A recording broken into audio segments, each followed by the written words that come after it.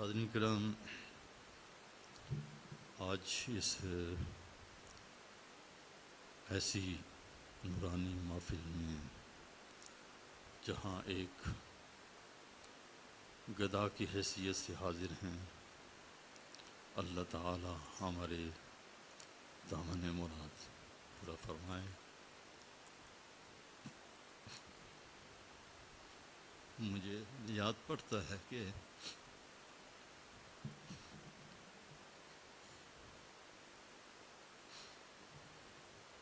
پچھلے سال یہی تاریخ تھی،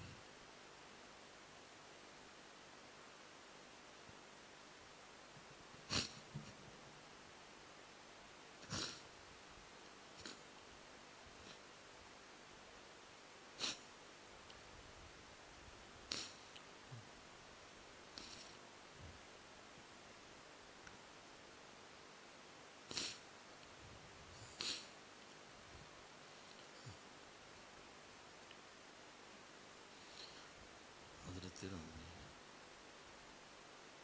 حضور سیدی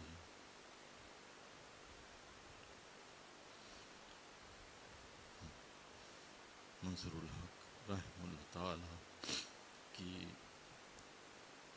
بارگاہ میں حاضر تھا، بیٹھا تھا آپ کی خدمت میں۔ آپ پچھلے سال یہاں تشریف فرما نہیں ہو سکے تھے،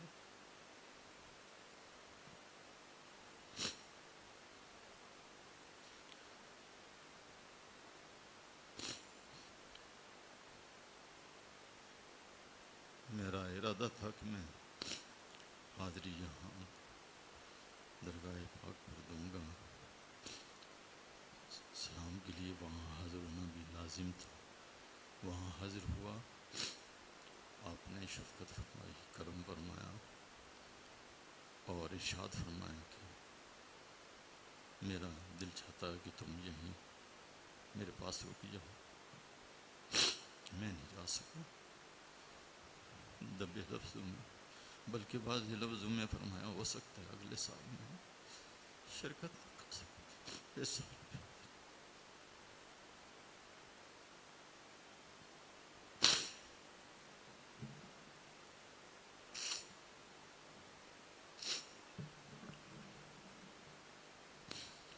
حضرت قبلہ سجدہ نشین حضرت صاحب قبلہ جو اس وقت میرے سامنے جلوہ گر ہیں، آپ کو آپ نے ٹیلی فون فرمایا اور آپ سے حکم فرمایا کہ آپ اس کو اجازت دے دیں، یہ میرے پاس ہی ٹھہر جائے۔ تو آپ نے ٹھیک ہے، جس سے آپ کی خواہش یہ آپ کے پاس ہی رکے۔ تو میں وہیں آپ کی خدمت میں حاضر رہا۔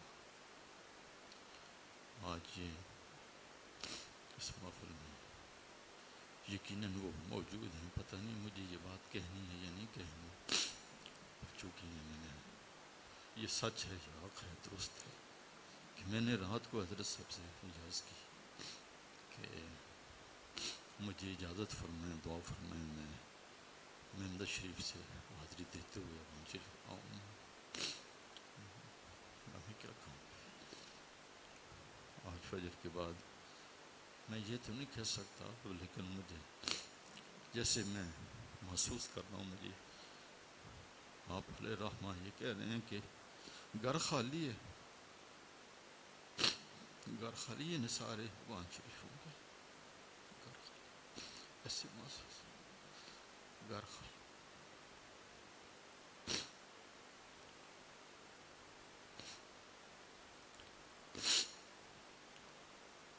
مجھے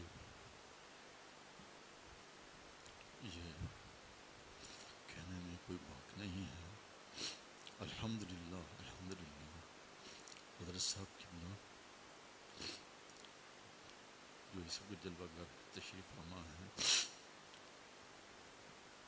ہم تو باپ دادا سے آپ کے خادم چلے آ رہے ہیں اور اسی طرح رہیں گے۔ کوئی انشاءاللہ ہم آپ کے ساتھ آپ کے قدموں میں موجود رہیں گے انشاءاللہ، بشرط زندگی جو ہماری استطاعت ہے ہم آپ کے ساتھ ہیں، ہر وقت آپ کے ساتھ ہیں۔ مجھے یہ بات اچھی طرح یاد ہے کہ حضرت ثانی محبوب سبحانی محبوب عالم رضی اللہ تعالیٰ عنہ کے خادم خاص حضرت حافظ سلیمان رحمۃ اللہ علیہ وہ مجھے سنا رہے تھے کہ حضرت ثانی علیہ رحمہ کی خدمت میں فرماتے میں موجود تھا، بیٹھا ہوا تھا، تو وہ فرماتے ہیں کہ حضرت صاحب ان کے بارے میں کہ یہ بالکل بچے تھے اور کرولنگ کرتے تھے زمین کے اوپر، تو کمرے میں جب یہ آئے تو آپ نے آہٹ سنی کہ آ رہا ہے کوئی، ارشاد فرمایا چیزیں ہٹا دو، شبلی آ رہا ہے۔ شبلی کا لفظ حافظ صاحب وہ شخص ہے جس نے 5 صدی سے زائد عرصہ آپ کی خدمت میں گزارا ہے، اس شخص کا یہ بیان ہے کہ آپ نے فرمایا یہ شبلی آ رہا ہے، چیزیں ہٹا دو۔ اس وقت آپ کرولنگ کرتے ہیں، ان کی نظر میں یہ وقت بھی تھا، اور انشاءاللہ یہ وقت بتائے گا کہ یہ شبلی ہے، یہ وقت بتائے گا انشاءاللہ۔ تو یہ وقت آ چکا ہے انشاءاللہ، ان کے ایک ایک کلمہ جو ہے وہ انشاءاللہ وہ صادق ہے، وہ پورا ہو کے رہے گا۔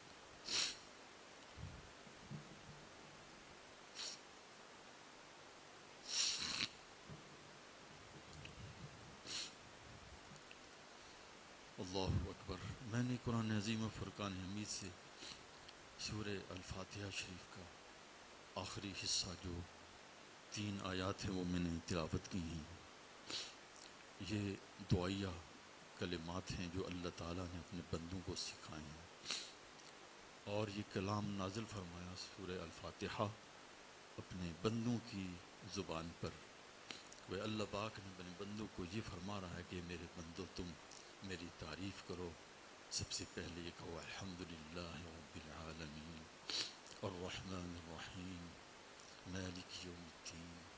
میری یہ شان بیان کرنے کے بعد پھر تم میرے قرب میں ہوگے اور یوں عرض کرو ایاک نعبد و ایاک نستعین۔ اس کے بعد پھر یہ دعا سکھائی جو میں نے تلاوت کی کہ اہدنا الصراط المستقیم، ہمیں سیدھی راہ پر چلا، صراط الذین انعمت علیہم، یہ سیدھی راہ کون سی ہے؟ ان کا راستہ ہے کہ جن پر تیرا انعام ہوا ہے، یعنی اے اللہ ہمیں سیدھی راہ پر چلا۔ اور وہ سیدھی راہ کون سے؟ خود ہی اللہ پاک نے اپنے کلام کا حصہ بنایا اسے، فرمایا کہ صراط الذین انعمت علیہم۔ اب غور طلب بات یہ ہے کہ صراط مستقیم بھی وہی ہے جو منعم علیہم کا راستہ ہے، وہ کوئی دوسرا نہیں ہے، لیکن اللہ تعالیٰ نے پہلے یہ دعا سکھائی، فرمایا کہ کہو اہدنا الصراط المستقیم، ہمیں سیدھی راہ پر چلا۔ اور سیدھی راہ پر چلنے کی درخواست کے ساتھ ساتھ یہ بھی کہو صراط الذین انعمت علیہم، راستہ ان کا جن پر تیرا انعام ہوا ہے۔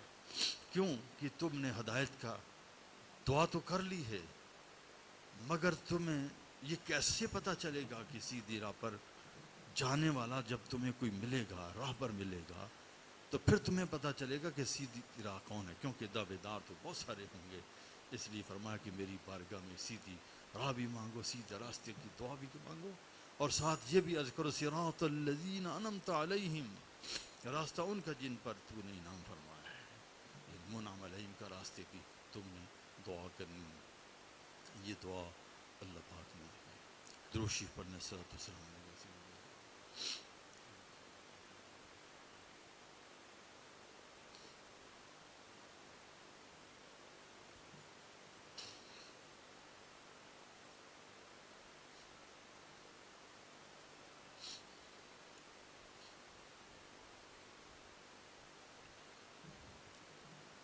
تو فرمایا کہ صراط الذین انعمت علیہم، راستہ ان کا جن پر اللہ تیرا انعام ہوا ہے، منعم علیہم کا راستہ۔ حالانکہ یہ بارگاہ الہی ہے، اللہ تعالیٰ کی بارگاہ میں یہ دعا کرنی. اور دیکھیں سورہ الفاتحہ وہ سورہ کریمہ ہے جسے ہر نماز کے اندر ہر رکعت کے اندر پڑھا جاتا ہے، اور اس کا پڑھا جانا جو ہے یہ واجب ہے. یہ موبائل فون بند رکھیں. یہ میری بے ادبی مجھے معاف کرنا، لیکن غریب نواز کی یہ محفل ہے، یہ مسجد بھی ہے اور غریب نواز کی محفل ہے. موبائل فون کا استعمال اگر میں بھی اس کا خیال رکھوں، آپ بھی خیال رکھیں، تو ہمارے لیے یہی بہتر ہوگا کہ ہم مسجد کے اندر ہوں، کبھی بھی موبائل فون آن نہ رکھیں. اور بالخصوص ایسی پاکیزہ محفل کے اندر پھر ذہن آدمی کا جو ہے ادھر ادھر ہو جاتا ہے، پھر وہ برکات جو نازل ہو رہی ہوتی ہیں شاید اس کے لیے رکاوٹ نہ ہمارے لیے بن جائے کہ ہمارا رابطہ محفل سے نہیں، ہمارا رابطہ باہر ہو گیا ہے. اس لیے ہمیں اپنی محفل کے اندر جو ہے اپنے توجہ کو جو ہے فوکس کرنا ہے، یہاں ادھر ہمیں اپنی توجہ کو رکھنا ہے. تو فرمایا کہ صراط الذین انعمت علیہم، سیدھی راہ پر ہمیں چلا، اور ساتھ ہی صراط الذین انعمت علیہم. اب اللہ پاک کی بارگاہ میں نماز کی ہر رکعت کے اندر یہ دعا مانگی جا رہی ہے کہ ہمیں سیدھی راہ پر چلا. پھر ساتھ یہ تعین بھی، اور صراط الذین انعمت علیہم، علماء فرماتے ہیں کہ صراط الذین انعمت علیہم یہ ان کی زبان میں اسے بدل کہتے ہیں. بدل کا معنی یہ ہے کہ وہی صراط مستقیم ہی ہے، اور اسی کا دوسری تعبیر یہ ہے صراط الذین انعمت علیہم کہ یہ سیدھا راستہ ان کا جن پر اللہ تیرا انعام ہوا ہے، وہ سیدھا راستہ ہے. اور مقصود بنسبت جو ہوتا ہے وہ بدل ہوتا ہے، یعنی صراط مستقیم مانگو پر اصل یہاں مقصود صراط الذین انعمت علیہم ہے کہ تم نے تو کسی کو چلنے والے کو دیکھنا ہے تو تم اس کے پیچھے چلو گے نا. اس لیے فرمایا کہ تم مجھ سے یہ مانگو کہ سیدھا راستہ بھی، اور ساتھ ہی عرض کرو صراط الذین انعمت علیہم. وہ کون ہیں؟ وہ لوگ ہیں، نبیین ہیں، صدیقین ہیں، شہداء ہیں، صالحین ہیں، ان کے وجود مقدسہ ہیں. اور یہ فیضان جو صراط مستقیم کا یہ چلا آ رہا ہے، اور سرکار کائنات صلی اللہ علیہ وسلم کی ذات اقدس، وہاں سے یہ فیضان بٹنا شروع ہوا. پھر اپنا اپنا حصہ سب نے پایا. سیدنا صدیق اکبر، فاروق اعظم، عثمان ذو النورین، حضور حیدر کرار، آپ. پھر ہمارا سلسلہ عالیہ قادریہ، یہ سلسلے کے حضور مولا کائنات حضرت علی کرم اللہ وجہ کریم کی ذات قدسی صفات ہے. اور وہاں سے یہ سلسلہ منعم علیہم شروع سے چلے آ رہے ہیں. بھائی یہ منعم علیہم ہمارے سلسلے کے لحاظ سے اب یہ انعام جو ہے، جن انعام یافتہ لوگ وابستہ ہوتے چلے گئے، حتیٰ کہ یہ سلسلہ جو ہے یہ والی ثوات تک پہنچا. والی ثوات تک پہنچا. والی ثوات کی بارگاہ میں حاضر ہونے کے لیے حضور غریب نواز اس مبارک بستی سے آپ ننگے پاؤں چلتے. کہاں ہم کیا چیز ہیں؟ میں تو سوچ کے حیران رہ جاتا ہوں کہ ہم کس طرح کے لوگ ہیں. ہم سمجھتے ہیں کہ ہم آرام کے ساتھ جائیں اور ہمیں کوئی راستے میں تکلیف بھی نہ ہو، اور ہم جو ہے فیضان بھی لے کے آئیں، اور ہمیں خلافت سے نوازا جائے، اور ہمارے سر پر پگڑی باندھ دی جائے. لیکن غریب نواز نے یہاں سے ننگے پاؤں آپ سوات حاضر ہوتے تھے. آپ میں سے اکثر لوگ حضور کی قیادت میں جاتے رہے ہیں سوات شریف. آپ نے دیکھا ہے کہ ننگے پاؤں جانا، اور پھر آپ جب پنجے زخمی ہو جاتے ایڑیوں کے بل چلتے، ایڑیاں زخمی ہو جاتی پنجوں کے بل چلتے. آپ اس طرح کئی دن بعد وہاں آپ پہنچتے. ایک سبق پڑھایا جاتا، اور اس سبق کے پڑھنے کے بعد پھر آپ مراجعت فرماتے، اور پھر دوسرے سبق کے لیے دوسری بار جانا ہوتا. اور اس طرح آپ پہلی چند حاضریاں اسی طرح آپ کی ہوتی ہیں کہ پہلے سبق میں کیا پڑھایا؟ لا الہ الا اللہ، لا الہ الا اللہ، لا الہ الا اللہ، لا الہ الا اللہ. یہ کلمہ شریف ہمیں اسی طرح پڑھنا چاہیے، جو ہمارے سلسلے کا طریقہ ہے. ہمارے سلسلے کا یہی طریقہ ہے. اس میں وقف نہیں ہے اور سکتہ بھی نہیں ہے. یعنی اسے یہ نہیں، ایسے نہیں پڑھنا لا الہ الا اللہ لا الہ. لا الہ پر رکنا نہیں ہے، سکتہ نہیں کرنا ہے، کیونکہ یہ پورا ایک جملہ ہے، اس لیے اسے ملا کر کے پڑھنا ہی لازم ہے. اس لیے لا الہ الا اللہ، لا الہ الا اللہ، لا الہ الا اللہ. یہ کلمہ تو وہ کلمہ ہے جو بچہ جب بولنا شروع کرتا ہے تو ہم اسے پڑھانا شروع کر دیتے ہیں، پڑھاتے ہیں یہ کلمہ شریف. لیکن یہ کلمہ پڑھنے کے لیے اتنے دور جاتے تھے. اب ذرا غور تو کرو، سوچو تو صحیح کہ یہ کلمہ، اس میں آخر وہ کتنے اسرار اور رموز تھے، وہ کیا چیز تھی کہ جو حضور غریب نواز یہاں سے پیدل اور ننگے پاؤں چل کے جاتے تھے اور کئی دن کا سفر کرنے کے بعد وہاں پہنچتے صرف اتنی بات کے لیے. لیکن کبھی یہ نہیں کہا کہ صرف اتنے کے لیے بلایا. نہیں، کیوں نہیں کہا؟ اس لیے کہ جب انہوں نے پڑھایا ہوگا نہ جانے پھر انہوں نے کتنی بڑی سیر کرائی ہوگی. آپ جانتے ہیں یہ لا جو ہے یہ لا نفی جنس کا ہے، یعنی کوئی معبود جنس کی کوئی چیز نہیں سوائے اللہ کے. اب آپ غور کریں کہ یہ پورا جو عرش ہے یہ پورا ایک مکان گلوبل ہے.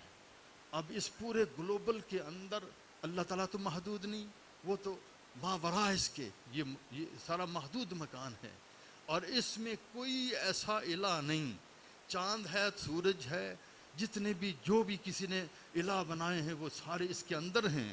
جب اس کی نفی کی اور الا اللہ کی ضرب لگائی تو پھر گویا آپ سمجھیں کہ ایک ہی جست میں آپ کو اس مکان سے اٹھا کر کے لا مکان میں پہنچا دیا تھا. یہ سبق ایسا نہیں کہ آپ جب یہ پڑھتے تھے تو آپ کے پاؤں زمین پر ہوتے تھے اور لا الہ کہنے کے ساتھ الا اللہ کی ضرب لگاتے، اسی آن جو ہے مکان سے لا مکان کی طرف ہو جاتے تھے. یہ کوئی آسان کام نہیں ہے، یہ بڑا مشکل کام ہے. ہم نے تو یہ ایک تماشا سمجھ لیا ہے کہ صرف ہم ایسے پڑھ لیں، نماز پڑھ لی تو وہ بھی طرز لگائی، سر لگائی، جہاں آواز جو ہے وہ ہمارے جو ٹوٹے نہ، تو کلمہ کا جو کچھ حشر ہونا ہو جائے، لیکن کلمہ اسی طرح پڑھو جس طرح کلمے والے نے کلمہ پڑھایا ہے. یہ اس طریقے سے پڑھا جائے گا تو کلمے کی ادائیگی ہوگی. لا الہ الا اللہ، لا الہ الا اللہ، لا الہ الا اللہ. جب لا الہ کہا مجھے یاد آتی ہے کہ اس سلسلے کے لوگ کتنے عظیم لوگ تھے. حضرت شیخ عبدالردولوی رحمۃ اللہ تعالیٰ علیہ، آپ تشریف فرما ہوتے، بیٹھے ہوتے تو ذکر الہی میں آپ ماں ہوتے تو آپ کی حالت یہ تھی کہ آپ نوجوان تھے، ریش مبارک آپ کی سیاہ تھی، لیکن جب وہ انتہائی قرب میں ہوتے تو اتنے قرب میں ہوتے کہ انہیں نماز کے وقت کا بھی احساس نہیں ہوتا تھا کہ نماز کا وقت ہو چکا ہے. تو آپ نے اپنے خادم کو کہا ہوا تھا کہ جب نماز کا وقت آئے نا تو مجھے تم بیدار کر دیا کرو، بتا دیا کرو. آپ مراقبے میں بیٹھے ہیں اور وہ آپ کا خادم آ کر کے تو 4 مرتبہ کہتا حق حق حق حق. جب ایک بار حق کہتا تو اس وقت آپ کی جسم میں اضطراب پیدا ہو جاتا اور لرزش ہوتی. پھر دوسری بار کہتا، پھر ہوتی، پھر تیسری بار، پھر چوتھی بار. جب ایسا ہوتا تو پھر آپ کے بال مبارک سارے سفید ہو جاتے اور خوف کے عالم میں پوچھتے کیا قیامت آ گئی؟ نہیں حضور، نماز کا وقت ہوا ہے. اچھا نماز کا وقت ہوا ہے. پھر آپ وضو تازہ کر کے نماز ادا فرماتے. نماز ادا کرنے کے بعد پھر اسی مقام میں چلے جاتے. پھر آپ کے بال مرگ سیاہ ہو جاتے. پھر اگلی نماز کا وقت آتا تو پھر وہ ایسے کرتا. بات کیا تھی؟ یہ عالم جو ہے نا، عرش تک یہ ساری دنیا جو ہے یہ عالم ناسوت ہے جی، اور اوپر اس کے عالم لاہوت ہے، اور پھر اس سے اوپر عالم ہے، عالم جبروت ہے جی. اور یہ عالم جو ہے یہ عالم ناسوت، عالم ملکوت، عالم جبروت، عالم لاہوت، عالم ہاہوت، یہ عالم ہے. وہ عالم ہاہوت میں ہوتے جہاں ہوا کا مقام ہے. اب یہ میں کیا جانوں، لیکن یہ بات صرف اس لیے کر رہا ہوں تاکہ ہمارے ذہن میں یہ ہو کہ جس ہستی کے عرس میں آئے ہیں ہم اگر پوری طرح سے ان کی طرف متوجہ ہو کے بیٹھیں گے تو پھر ہم مالا مال ہوں گے، ہمیں یہ روحانیت جو ہے ہمیں حاصل ہوگی. ہاہوت میں ہوتے جب پہلی بار وہ حق کہتا آپ ہاہوت، مقام ہاہوت سے نزول فرماتے، پھر لاہوت میں آ جاتے. دوسری بار کہتا لاہوت سے آپ منتقل ہو کے نزول فرماتے، پھر آپ جبروت میں آ جاتے. پھر کہتا جب تو پھر آپ چوتھی بار کہتا تو آپ جبروت سے تیسری بات کہتا تو ملکوت میں آتے. چوتھی بات کہتا تو آپ ناسوت میں آتے. جب ناسوت میں آتے تو یہاں نماز فرض ہے اور یہاں کا باشی جو ہے پھر اس عالم کے جو اس کے تقاضے اس نے پورے کرنے ہیں، تو پھر آپ فوراً پوچھتے پہلے کہ قیامت تو نہیں آ گئی؟ نہیں حضور نماز کا وقت ہوا ہے۔ تو حضور غریب نواز رحمہ اللہ تعالیٰ آپ یہ جاتے تھے۔ مجھے یاد ہے کہ میں نے بزرگوں سے یہ بات سنی کہ غریب نواز رحمۃ اللہ علیہ نے کچھ اسباق بھی والی سبات سے پڑھے ہیں، تو جب آپ عبارت پڑھ رہے ہوتے تو حضرت والی سوات علیہ الرحمہ آپ سن رہے ہوتے اور کبھی آپ بولتے نہیں۔ کسی نے کہا کہ حضور آپ عبارت پڑھتے ہیں تو آپ کوئی غلطی وغیرہ نہیں نکالتے، کوئی بولتے نہیں ہیں بالکل کوئی ذرا سی بھی؟ تو فرمایا مجھے جب یہ پڑھتے ہیں نا تو میرا ان کے مستقبل کی طرف توجہ چلی جاتی ہے، میں دیکھتا ہوں یہ کیا چیز بننے والی ہے، یہ یعنی کتنی بڑی ہستی ہے جو میرے سامنے اس وقت جلوہ گر ہے۔ حضرت والی صفات علیہ الرحمہ ظاہر ہے کہ اتنی دور سے پائے ننگے پاؤں چل کے جانا، وہاں سے سبق حاصل کرنا، تو یہ وہ چیزیں ہیں، امانتیں ہیں۔ آج اس کے امین ہمارے سامنے جلوہ گر ہیں، بیٹھے ہیں، تو میں کچھ فرق نہیں سمجھتا ہوں، میرے نزدیک وہی دور ہے، صرف ہم بدل گئے ہیں اور ہماری شاید نہ جانے ترجیحات بدل گئی ہیں، ہماری سوچیں بدل گئی ہیں، ہماری فکریں بدل گئی ہیں۔ اس لیے ہمیں اپنی سوچ کو درست کرنا ہوگا اور ہمیں غریب نواز کے آستانے سے وابستہ رہنا ہوگا، اور ہمیں وہ جو فیضان وہاں سے اس وقت ملتا تھا، اس وقت کے لوگوں نے حاصل کیا، آج ہمارے لیے یہ ایک وجود موجود ہے۔ آپ عقیدت اور محبت کے ساتھ اگر آپ وابستہ ہوں گے، اٹیچ ہوں گے، آپ آئیں گے، دستبوسی کریں گے، ملاقات چپ کر کے بیٹھے رہیں، آپ کے گفتگو سنتے رہیں، ارشادات سنتے رہیں، انشاءاللہ مالا مال ہو کے یہاں سے جائیں گے۔ یہ قطن ہو سکتا ہے مجھے بعد میں آپ ناراض بھی ہوں کہ تم نے یہ کیا باتیں کی ہیں، لیکن مجھے یہ کہا نہیں گیا، لیکن بات یہ ہے جو بات سچ ہے، حق ہے، وہ کہنی ہے۔ اگر ہم نے وہ نہیں کہنی تو پھر ہم نے کیا کہنا ہے؟ اس لیے یہ ادب آداب جو ہیں یہ وہی آداب ہونے چاہیے، لیکن ظاہر ہے اب ہم کمزور ہو چکے ہیں، اگر وہ نہیں تو کم از کم ہمارے دل کے اندر اتنا ضرور ہونا چاہیے کہ ہم حضور غریب نواز کے آستانے کے جو افراد ہیں ان کی بارگاہ میں حاضر ہوئے ہیں۔ مجھے پورے خاندان کے ساتھ عقیدت ہے، لیکن ظاہر ہے کہ جو امانت ادھر سے چلی آ رہی ہے وہ آج مجھے یہاں نظر آ رہی ہے جہاں میں کھڑا ہوں۔ حکمن حکم فرمایا کہ ادھر بیٹھ جاؤ، ورنہ میں کیا، میں تو جوتیوں میں بیٹھا رہا ہوں۔ جہاں میرے دادا بھی آ کر کے جھاڑو کشی کرتے رہے ہیں، ننگے پاؤں پھرتے رہے ہیں، یہاں چلتے رہے ہیں، لکڑیں جا کر کے لکڑیاں اٹھا کر اپنے کندھوں کے اوپر لاتے رہے ہیں، ننگے پاؤں اس پاک بستی کے اندر۔ کیا وہ چیز تھی جو ان لوگوں کے ذہن میں تھا، دل و دماغ میں جو چیز بیٹھی ہوئی تھی، انہیں کیا نظر آ رہا تھا، یہ وہی بتا سکتے ہیں۔ اللہ تعالی ہم پر کرم فرمائے، رحم فرمائے۔ مجھے ہر دور کے تقاضے مختلف ہوتے ہیں۔ مجھے حضرت بہاءالحق ذکریہ ملتانی جو حضور غریب نواز کے محبوب مشائخ میں سے، جو آپ کی مزار پر آپ بے پناہ حاضری دیتے، آپ کا واقعہ مجھے یاد آیا کہ آپ بڑے مالدار تھے، آپ کے پاس روپیہ پیسہ چہل پہل تھی، آپ کے کئی جہاز جو ہیں تو وہ سامان کے جاتے تھے، ایکسپورٹ امپورٹ ہوتی تھی۔ تو ایک مرتبہ آپ بیٹھے ہوئے تھے تو اطلاع ملی کہ آپ کا جہاز جو ہے سامان والا وہ ڈوب گیا ہے، پانی کے اندر بحری جہاز ڈوب گیا ہے۔ تو آپ نے گردن جھکا کر کے تو پھر سر مرگ اٹھایا اور فرمایا الحمدللہ، الحمدللہ کہا۔ پھر کچھ دن گزر گئے، پھر اطلاع آئی کہ حضور وہ جہاز سامان سمیت برآمد ہو گیا ہے۔ پھر آپ نے سر کو جھکایا، فرمایا الحمدللہ۔ سائل نے پوچھا حضور بات سمجھ نہیں آئی کہ پہلے جب جہاز ڈوبا تو وہ الحمدللہ کا موقع نہیں تھا؟ سنت یہ ہے کہ جب کوئی چیز نقصان ہو جائے انا للہ و انا الیہ راجعون پڑھا جائے، حتیٰ کہ سرکار علیہ السلام کی پاپوش مبارک کا تسمہ بھی ٹوٹ جاتا تو آپ انا للہ و انا الیہ راجعون پڑھتے تھے۔ یعنی جب کوئی نقصان ہو، چھوٹا ہو رہا تو یہ پڑھنا چاہیے، یہ سنت ہے۔ تو حضور نے الحمدللہ پڑھا تو یہ دوسرا موقع تو ٹھیک ہے، سامان مل گیا۔ آپ نے فرمایا بات یہ ہے کہ میں نے سامان کے ڈوبنے یا ملنے پر نہیں کہا، جب مجھے یہ اطلاع ملی کہ آپ کا جہاز سامان میں سارا ڈوب گیا ہے، میں نے دل کی طرف دیکھا کہ میرے دل کو تکلیف پہنچی ہے یا نہیں پہنچی؟ تو میں نے دیکھا میرے دل کو کوئی تکلیف نہیں پہنچی تھی. میں نے اللہ تعالیٰ کی اس نعمت پر شکر ادا کیا ہے کہ مولا کتنی بڑی نعمت ہے دل کا سکون، کہ اس دنیا کے مال کی محبت نہیں تھی، اسی لیے میرے دل کے اندر کوئی پریشانی نہیں ہوئی. اور جب یہ مال مجھے مل گیا تو اس وقت اطلاع دی گئی تو میں نے دل کی طرف دیکھا کہ کیا خوش ہوا ہے، دیکھا کہ خوشی بھی اسے حاصل نہ ہوئی. تو میں نے اس نعمت پر اللہ کا شکر ادا کیا کہ اس مال کے آنے جانے پر میرا دل وابستہ نہیں ہے. وہ اگر مطمئن ہے تو اللہ تعالیٰ کے ذکر سے مطمئن ہے. تو آپ کا زمانہ جب گزرا، اب تو آپ کے صاحبزادے آپ کے جانشین ہوئے. جب وہ جانشین ہوئے، حضرت صاحب نے آتے ہی جو ہے تو سارا نظام بدل ڈالا، سارا نظام بدل ڈالا. حضرت صاحب نے آتے ہی سارا مال للہ فی اللہ سارا لٹا دیا. لو بھائی تقسیم کر دیا، سخاوت کر کے سارے خالی ہاتھ ہو گئے.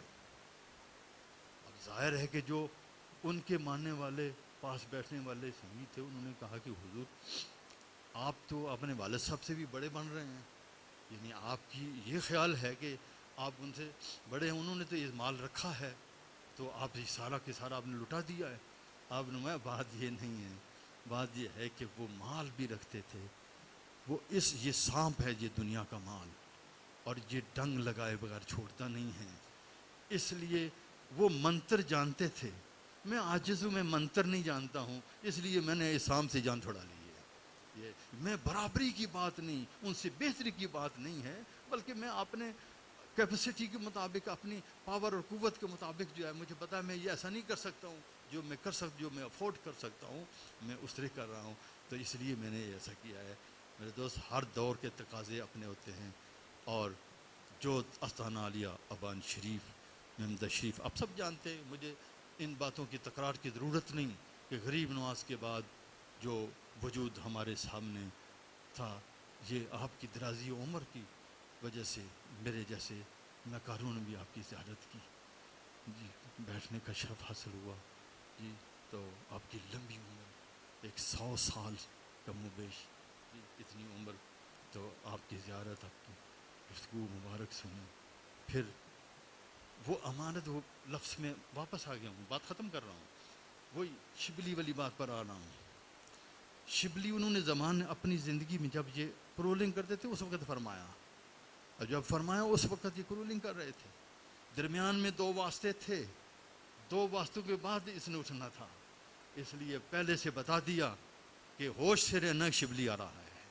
یہ ایک وقت آئے گا کہ آپ کو اوان شریف کی یادیں، غریب نواز کی یادیں جو ہیں بتا دوں گی. انشاءاللہ میں امید کرتا ہوں اپنے رب کی بارگاہ میں، اور غریب نواز سے التجا کرتا ہوں، غریب نواز آپ کی عرس کی اس پاکیزہ محفل میں آپ کا ایک ایسا خادم جس کے باپ دادا آپ کی دروازے کی جارو کش رہے ہیں. میں یہ امید کرتا ہوں کہ ایک وقت یہ اب جو شروع ہوا ہے، ہمارے حضرت صاحبزادہ محمد رضوان منصور، یہ رضوان بھی ہیں اور منصور بھی ہیں اور منصور رہیں، اور ان کی نصرت، فتح و نصرت اللہ تعالیٰ کی طرف سے انشاءاللہ نازل ہوتی رہے گی، اور غریب نواز کی دعائیں اور کرم ان کی اوپر رہے گا. اللہ تعالیٰ سے دعا ہے کہ اللہ تعالیٰ ہماری یہ حاضری قبول فرمائے، اور جو ہماری دل کی اتھا گہرائیوں سے دعائیں نکلتی ہیں اس استانے کے لیے، اللہ تعالیٰ وہ اپنے حق میں قبول فرمائے. اور یہاں سے جو ہمیں عطائیں ہوتی ہیں اللہ تعالیٰ وہ دعائیں بھی ہمارے حق میں قبول فرمائے. واخر